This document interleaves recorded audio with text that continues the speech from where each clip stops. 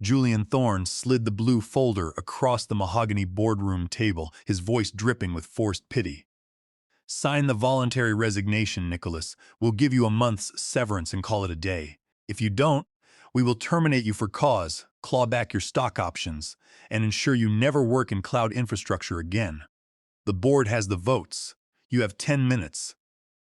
I looked at the paper, then at the three directors nodding in unison. I did not flinch. I did not raise my voice. I simply stood up, zipped my leather bag, and said, "Keep the 10 minutes. I'm leaving." To understand how I ended up in that high-rise boardroom facing a hostile execution, you have to go back 12 years to the spring of 2014. That was the year I founded Omnicore Technologies. I was 36 years old then, with 14 years of database engineering under my belt, having graduated in 2000 at the age of 22. I had spent my entire youth writing low-level network protocols and managing database clusters for telecom giants. I knew the technology inside and out, but I lacked the salesmanship to pitch to enterprise clients. That was when I met Julian Thorne. Julian was a smooth-talking executive who had just been pushed out of a major tech firm.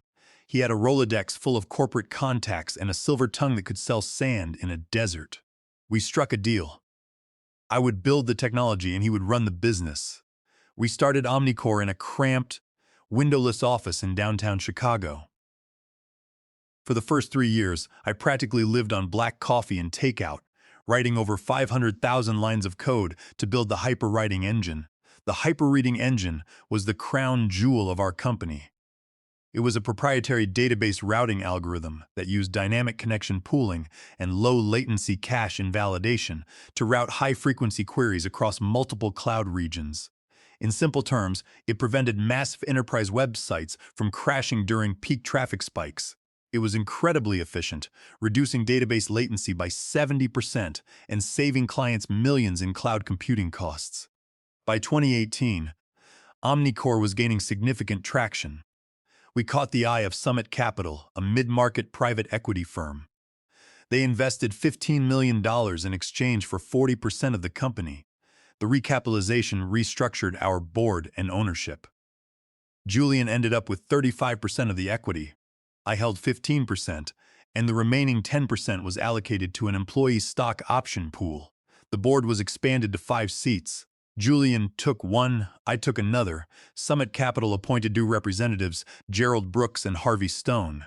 And we selected Clara Henderson, a veteran tech consultant, as our independent 5th director. With Summit Capital's money, we scaled rapidly. We hired 40 engineers, expanded our sales team, and by the beginning of 2026, Omnicore's annual recurring revenue reached $24 million. We were no longer a scrappy startup. We were a major player in the database infrastructure space. That was when the acquisition offers started rolling in. In April 2026, Aegis Systems, an industry giant, approached us with a buyout proposal. After 3 months of intense negotiations, they agreed to acquire Omnicore for $156 million. It was a staggering number, representing a 6.5 multiplier on our annual recurring revenue. Under the terms of the acquisition, my 15% stake was worth $23,400,000. It was life-changing money, the culmination of 12 years of relentless work. But greed does strange things to people. As the deal drew closer to the final signing date in October, Julian's behavior shifted. He stopped inviting me to the executive dinners with Aegis's leadership team. He held private meetings with Gerald Brooks and Harvey Stone behind closed doors. When I asked him about the progress of the transaction, he would give me vague, dismissive answers, claiming he was just handling routine administrative details. Then came the red flag that changed everything. In late August, Julian sent me a document titled Intellectual Property Consolidation and Cleanup Agreement. He claimed it was a standard template requested by Aegis's legal department to streamline the transfer of assets. The agreement stated that I would assign all personal rights, patents, and historical licensing agreements related to the hyperreading engine directly to Omnicore for a nominal fee of $10. I was not a businessman, but I was not foolish. I immediately contacted Sophia Lane, my personal attorney. Sophia had been my counsel since before Omnicore was even a concept. She was 45 years old, sharp, and possessed a forensic mind for corporate contracts. When she read the document Julian had sent, her expression turned grim. "Do not sign this, Nicholas," Sophia warned me during our meeting in her office. "Julian is trying to strip you of your leverage. Under your original 2014 incorporation agreement, you did not sell the intellectual property of the hyperwriting engine to Omnicore. Your personal holding company, Vance IP Solutions LLC, owns it. Omnicore only holds a license. If you sign this new agreement, you give up that ownership. They want you toothless before the buyout closes." I listened to Sophia. I refused to sign the IP consolidation agreement, telling Julian that Aegis's legal team could review the existing 2014 license agreements instead. Julian was furious, but he tried to mask it with a tight corporate smile, claiming it was no big deal. But I knew him too well. He was plotting something. I spent the next month working quietly, ensuring my database configurations were pristine, while Sophia and I quietly prepared a contingency plan. We went over the original 2014 non-transferable software licensing agreement line by line, looking for the specific clauses we would need if Julian decided to play dirty. We knew that when the pressure got high enough, the snakes would show their teeth. I just had to wait for them to strike first. The blow fell on Friday, October 9, 2026. The acquisition by Aegis Systems was scheduled to close in exactly 2 weeks. I was in the middle of conducting a routine code audit when a calendar invite popped up on my screen. Special board meeting, urgently required attendance. It was scheduled for 4 p.m. in the main 15th floor boardroom. There was no agenda attached. When I walked into the room, the atmosphere was icy. Julian sat at the head of the table, flanked by Gerald Brooks and Harvey Stone from Summit Capital. Clara Henderson, our independent director, was sitting near the window, looking out at the Chicago skyline, her expression deeply troubled. Sitting next to Julian was his personal corporate lawyer, an aggressive man named Richard Vance. No, his lawyer was a man named Donald Mercer. "Take a seat, Nicholas," Julian said, his voice flat, devoid of the friendly warmth he usually projected.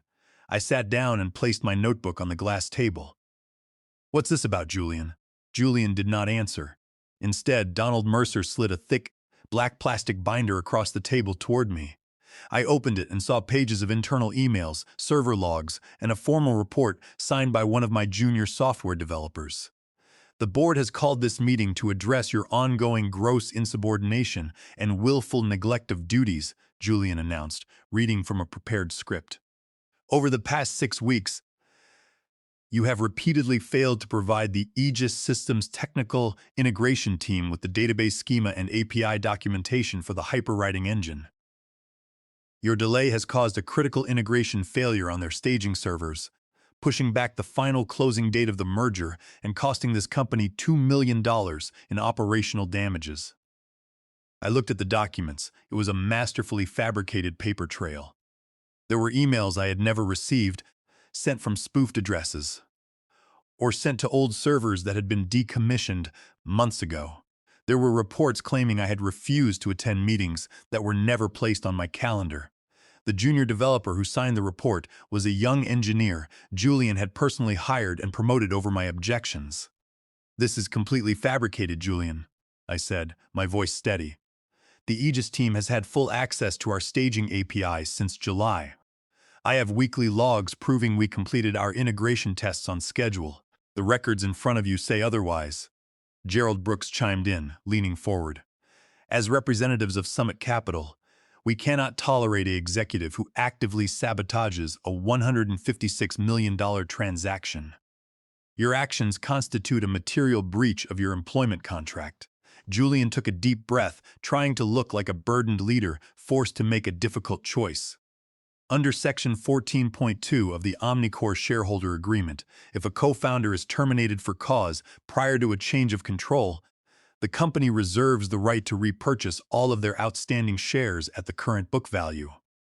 Our accounting firm has calculated the current book value of your 15% stake. Based on our net physical assets, it comes to exactly $1,500,000. There it was. The trap was laid bare. If they terminated me for cause, they would wipe out my $23,400,000 payout, replacing it with a paltry $1.5 million. The remaining $21.9 million would not vanish.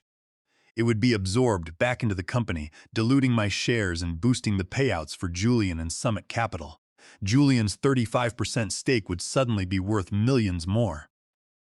"We want to handle this professionally, Nicholas," Donald Mercer, the lawyer, said.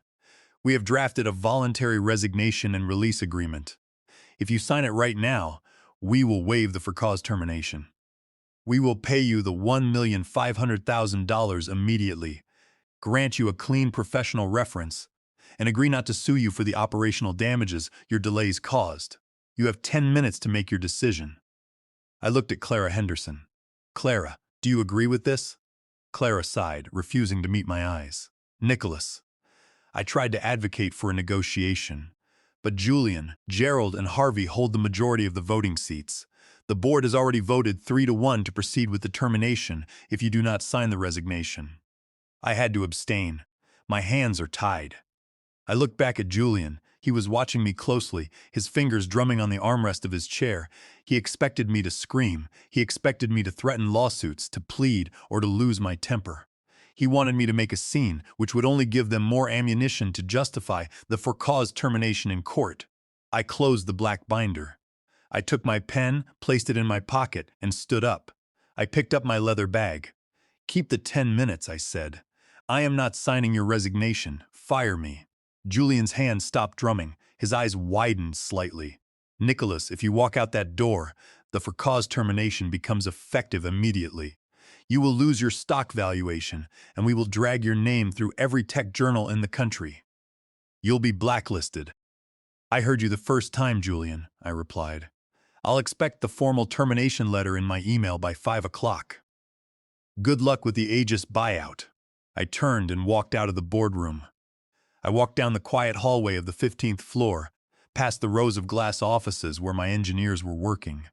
I did not say a word to anyone. I went to my office, packed my personal belongings into my bag, and took the elevator down to the lobby. By 5 o'clock, as I sat in a coffee shop across the street, the notification popped up on my phone. The formal termination letter had arrived, signed by Julian Thorne on behalf of the board. They thought they had saved $21 million with a few fake logs and a legal bluff. They had no idea that they had just pulled the pin on a grenade they were holding. I met Sophia Lane at her office on Wacker Drive at 6 o'clock that evening. The city lights were starting to flicker on, reflecting off the dark surface of the Chicago River below. Sophia was waiting for me with a fresh pot of coffee and 2 thick legal folders on her desk. She didn't ask how the meeting went. She saw the answer in my calm expression. "They did it, didn't they?" she asked, pouring me a cup. "For cause," I replied, sitting down. "They accused me of delaying the Aegis integration, using some fabricated emails and a report from that junior developer, Miller's protege. They offered me $1.5 million to resign." I walked. Sophia let out a short, cold laugh. "Julian always was a short-sighted salesman. He understands commissions and valuations, but he never understood intellectual property. He assumed that because you were the CTO, everything you wrote was work for hire that automatically belonged to Omnicore. He forgot how we structured the company in 2014. She reached for the first folder, which contained the original incorporation documents and the 2014 Non-Transferable Software Licensing Agreement, or NTSLA. This was the legal shield we had spent months even had its first client. Back in 2014, I was wary of losing control of my life's work. I had seen too many brilliant engineers pushed out of their own companies, left with nothing while venture capitalists walked away with the profits. So, before I agreed to co-found Omnicore with Julian, I insisted on a unique structure. I did not assign the patents or the source code of the hyperwriting engine to Omnicore. Instead, I kept the intellectual property registered under my personal holding company, Vance IP Solutions, LLC. Omnicore was granted a strict, non-exclusive, non-transferable license to use the engine in their commercial software. Julian had signed the NTSLA without a second thought, eager to get the company incorporated so he could start pitching to investors. Over the years, as the company grew and new funding rounds diluting my equity took place, The NTSLA remained untouched, quietly sitting in our corporate archives. Sophia opened the agreement and pointed to Section 9.4 titled Change of Control and Assignment Restrictions. "Read this clause," Sophia said. "It states that any proposed change of control, merger, acquisition, or sale of assets exceeding 50% of the voting shares of Omnicore Technologies requires the express, prior written consent of Vance IP Solutions, LLC. If the licensee attempts to assign, transfer, or supplicants the hyperreading engine software to an acquiring entity without such consent, the license automatically terminates within 48 hours of the signing of the definitive merger agreement." "And what about the transfer fee?" I asked.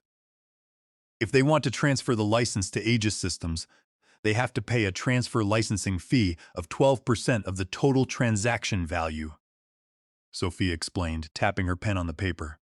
"Based on the $156 million buyout, that is exactly $18,720,000. But it gets better. Look at Section 11.1, the termination remedy." Section 11.1 was the clause we had drafted to protect me from being pushed out. It stated that if my employment with Omnicore was terminated without a mutual release, or for reasons that were subsequently found to be unsubstantiated by a third-party arbitrator, Vance IP Solutions, LLC reserved the right to suspend the software license immediately upon 12 hours written notice. By terminating me for cause based on fabricated allegations, Julian had triggered Section 11.1. He had given me the legal right to shut down the core technology that ran Omnicore's entire product suite. Without the hyperwriting engine, Omnicore's software was an empty shell. The front-end user interface and the client portals would still load, but they would have no database connectivity. The engine was responsible for managing the connection pooling, query routing, and real-time data sync across the database clusters. If Aegis Systems attempted to run the software without the licensed engine, the database would lock up under the slightest load, resulting in catastrophic database crashes and permanent data corruption for their clients. "Are the notices ready?" I asked. Sophia smiled, sliding 3 copies of a formal document toward me. "They were ready weeks ago. I just needed the formal termination notice from Julian to execute them. I have already drafted the cease and desist and license revocation notice. We are sending it to 3 parties, Julian Thorne as CEO of Omnicore, the board of directors, and Diana Miller, the chief legal officer of Aegis Systems." Diana Miller was a legendary corporate attorney known for her risk aversion. She was the one overseeing the due diligence for Aegis Systems. If she received a notice indicating that the core technology Aegis was buying for $156 million was actually owned by a third-party holding company, and that the license was being revoked due to a breach of contract, she would halt the deal in a heartbeat. No corporation would buy a software company that did not own its own software. "Let's send them," I said. Signing the documents, Sophia stood up and walked over to her assistant's desk. Within 10 minutes, the emails were sent with high-priority tracking, and physical copies were dispatched via certified courier to the residences of Julian, Gerald Brooks, and Harvey Stone. It was 6:30 p.m. on a Friday. The corporate world was shutting down for the weekend, but for Julian Thorne, a countdown had just begun. He had exactly 48 hours before his multi-million-dollar buyout collapsed into a legal nightmare. I walked out of Sophia's office and into the cool autumn air of Chicago. For the first time in months, I felt completely relaxed. I went home, cooked a quiet dinner, and slept soundly through the night. Let the corporate executives enjoy their weekend. Monday morning was going to be very loud. The storm broke on Monday morning, October 12, 2026, at exactly 8:15 a.m. I was sitting in a quiet diner near my apartment, eating breakfast and reading the morning news when my phone began to vibrate. The caller ID showed Julian's name. I let it ring. 2 minutes later, it rang again. Then came a call from Gerald Brooks, then Harvey Stone.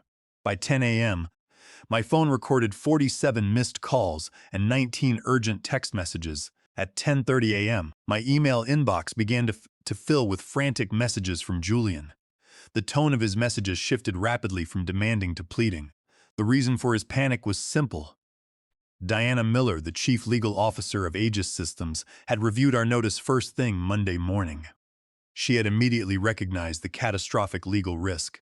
If Aegis proceeded with the acquisition, they would be acquiring a company whose core product was about to lose its operating license, exposing Aegis to a massive patent infringement lawsuit from Vance IP Solutions LLC. Diana Miller had wasted no time. She had sent a formal 3-page letter to Julian and the Omnicore board. The letter stated that Aegis Systems was suspending the acquisition indefinitely due to a failure of representation and warranty regarding the company's intellectual property ownership. Furthermore, she gave Omnicore 24 hours to produce a signed waiver and consent form from Vance IP Solutions LLC, or Aegis would formally terminate the transaction and sue Omnicore for $10 million in damages for fraudulent representations in the merger agreement. Julian was in a complete tailspin. In the merger agreement, he had personally signed a disclosure statement certifying that Omnicore owned 100% of the intellectual property free and clear. Signing that statement while knowing the NTSLA existed was not just a breach of contract. It was active misrepresentation. It was securities fraud. By Monday afternoon, Julian sent an email offering to pay Vance IP Solutions LLC $3 million to sign the waiver. 2 hours later, another email arrived, raising the offer to $5 million. By Tuesday morning, the offer had reached $10 million. I did not reply to a single email. Instead, I forwarded every message to Sophia Lane, who compiled them as evidence of Julian's panic and admission of liability. On Tuesday afternoon, Summit Capital's representatives, Gerald Brooks and Harvey Stone, called an emergency meeting. They realized that Julian's greed had put their $20 million investment at risk of a total write-down. They wanted a solution, and they wanted it immediately. When Julian discovered that I was meeting with Sophia at her office, he did not call. He simply got into his car and drove straight to Wacker Drive. At 2 p.m., the door to Sophia's conference room was flung open. Julian walked in looking like a man who had not slept in 3 days. His hair was disheveled, his collar was open, and his tie was crooked. He was breathing heavily, holding a crumpled piece of paper in his fist. Gerald Brooks was already on the conference room speakerphone, having dialed in 5 minutes earlier. "You backstabbing piece of garbage!" Julian screamed, slamming his fist onto the glass conference table. "You're destroying the company. You're ruining everything we've built over the last 12 years. I will sue you for everything you own. I will make sure you are ruined." I sat calmly at the table, taking a slow sip of water. I did not raise my voice. I did not react to his anger. "Sit down, Julian," Sophia said, her voice like ice. "Your shouting has no legal authority in this room. If you continue to yell, I will have building security escort you out." Julian glared at her, but he pulled out a chair and collapsed into it, burying his face in his hands. "You don't understand," he muttered. "Aegis is going to pull the deal. They are threatening to sue us for $10 million. Summit Capital is threatening to sue me. Nicholas, please. We can work this out. $10 million. I'll get the board to approve it. You can walk away with $10 million. The time for negotiation on your terms ended on Friday at 4 o'clock, Julian," I said. "You fired me for cause to steal my $23 million. You signed false disclosures to Aegis. You lied to the board. Julian, shut up." Gerald Brooks's voice boomed from the speakerphone. "You've lied to us since August about this IP issue. You told us Nicholas was just being difficult and that the consolidation agreement was signed. You committed fraud, Julian. You've put our entire fund's position in jeopardy." "Gerald, I was trying to save us $21 million. Julian protested, his voice cracking. "Nicholas's share was too high. You didn't save us anything. You ruined the deal," Gerald snapped. "Nicholas, this is Gerald Brooks. We want to resolve this. What are your terms to sign the waiver and allow the Aegis deal to proceed?" Sophia Lane smiled, opening a folder containing a newly drafted settlement agreement. "We are glad you asked, Gerald," she said. "Here are the terms of Vance IP Solutions LLC." Julian looked up, his face pale, realizing that he was no longer the hunter. He was the one in the trap, and his survival depended entirely on the terms I was about to dictate. I looked him dead in the eye. 12 years of building a company, only to be thrown out like trash by a greedy salesman. It was time for Julian Thorne to pay the price for his arrogance. Sophia Lane adjusted her glasses and began reading the terms from the settlement document. Her voice was calm and precise, slicing through the tension in the room. "First," Sophia said, "Julian Thorne will resign from his position as CEO of Omnicore Technologies and forfeit his seat on the board, effective immediately. Furthermore, because Julian committed material fraud by signing false disclosures to Aegis Systems and breached his fiduciary duty to the corporation, the board will execute an immediate buyback of his 35% equity stake at the book value of $3,500,000. No, at the book value of $1,500,000, as determined by the company's accountant. The remainder of his shares will be returned to the corporate treasury to settle the operational damages caused by his actions." Julian gasped, his face turning from pale to a dark, furious red. "Book value? My 35% stake is worth $54 million in the Aegis buyout. You are robbing me. I built this sales pipeline. I brought in the clients.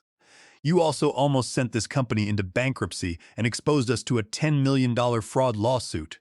Gerald Brooks's voice cut in from the speakerphone, cold and unforgiving. "If you do not sign this agreement, Julian, Summit Capital will file a lawsuit for breach of fiduciary duty and fraud by 3 p.m. today. We will also turn over all email logs and the spoofed communication records to the Securities and Exchange Commission and the FBI. You will not just be broke, you will be in a federal penitentiary." Julian looked at Harvey Stone, then back at the phone, searching for any sign of a bluff. There was none. Summit Capital was a multi-billion-dollar private equity firm. They had the legal resources to bury him under a mountain of litigation, and they were more than willing to do it to salvage their own investment. "Second," Sophia continued, ignoring Julian's panic, "the board of Omnicore Technologies will formally rescind the for-cause termination of Nicholas Vance. He will be reinstated as a co-founder in good standing, and his 15% equity stake will be fully recognized at its original valuation of $23,400,000. Third," she went on, "Vance IP Solutions LLC will sell the intellectual property rights, patents, and source code of the hyperriding engine to Omnicore Technologies for a flat fee of $30 million. This amount will be paid in full from the acquisition proceeds immediately upon the closing of the Aegis Systems transaction. Fourth," Sophia concluded, "Nicholas Vance will be appointed as the chairman of the board of Omnicore Technologies, effective immediately, with absolute veto power over all intellectual property transfers, mergers, acquisitions, and executive appointments until the Aegis transaction is finalized." Julian stared at the document in front of him. His hands were shaking. He had tried to steal my shares to save the company $21 million. And now he was losing his entire corporate legacy, his reputation, and over $50 million in equity. He was being forced to exit the company he co-founded with nothing but a $1.5 million buyback, a sum that would likely be consumed by his mounting legal fees. "Sign it, Julian," Gerald Brooks said. "It's the only paper you're signing today that doesn't involve a bail bondsman." With a trembling hand, Julian picked up the pen. He signed his name on the line, resigning his position and forfeiting his shares. He did not look at me. He stood up, grabbed his coat, and walked out of the room, a broken man who had been defeated by the very system he had tried to exploit. Once Julian was gone, I signed the IP purchase agreement and the waiver consent form on behalf of Vance IP Solutions LLC. Gerald Brooks and Harvey Stone signed on behalf of Summit Capital, and Clara Henderson signed via electronic signature 10 minutes later. Within 2 hours, Sophia sent the signed consent forms to Diana Miller at Aegis Systems. The legal clouds vanished. With the intellectual property now fully owned by Omnicore, Aegis Systems immediately lifted the suspension on the acquisition. The transaction was back on track. 2 weeks later, the acquisition of Omnicore Technologies by Aegis Systems officially closed. The wire transfers were executed on a crisp Friday afternoon. As I sat in Sophia's office, my laptop screen showed the confirmation. The first wire transfer of $30 million had cleared in the account of Vance IP Solutions LLC. A second wire transfer of $23,400,000 had cleared in my personal brokerage account, representing the payout for my 15% equity stake. In total, I had walked away with $53,400,000. Julian Thorne was gone, blacklisted from the technology and venture capital sectors. His name was corporate poison. The story of his attempted IP theft and subsequent ouster had circulated through the business community, ensuring that no firm would ever hire him or invest in any venture he was associated with. He had tried to use the legal system as a club to beat me, only to find out that the system was built on the foundation of the code I had written. That evening, Sophia and I had dinner at a quiet rooftop restaurant overlooking the Chicago skyline. The city lights stretched out before us, a vast grid of data and electricity. "You played that perfectly, Nicholas," Sophia said, raising her glass of champagne. "You didn't raise your voice once." "There was no need to," I replied, clinking my glass against hers. "In database design, if you write clean code and set the right constraints, the system handles the errors automatically. Julian was just an error that needed to be purged." I took a sip of champagne, looking out at the city. 12 years of hard work, long nights, and corporate stress had finally paid off. I was 48 years old, financially independent, and free to build whatever I wanted next. I had won the corporate chess game, not with anger or greed, but with logic, patience, and a well-drafted contract. The code was clean, the database was synced, and my account was full. It was time for a new project.